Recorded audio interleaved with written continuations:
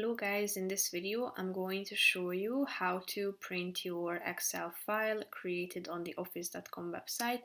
But first I just want to mention, don't forget to subscribe to my channel because at 10,000 subscribers I am going to show you my whole YouTube revenue statistics and growth strategy, how to make money online. Now let's jump into it. First of all, you should open the website and then tap on this file button at the top of the screen on the left side, and then go to this left side column of the screen and tap on the print button. Tap on print, and here you can find the layout of the whole document.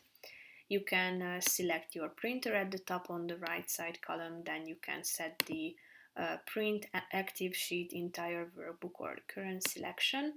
Then you should select the paper size, the orientation, which is set to portrait, but you can also set it to landscape. Then you can set the page margins, normal, wide or narrow. Then the scaling can be selected and the format options such as grid lines, row and column headings, black and white, and then the center on the page can be selected too. And when you are done, tap on this print button at the top of the screen and click on print. So that's pretty much it for this video, guys. See you in the next one. Bye bye.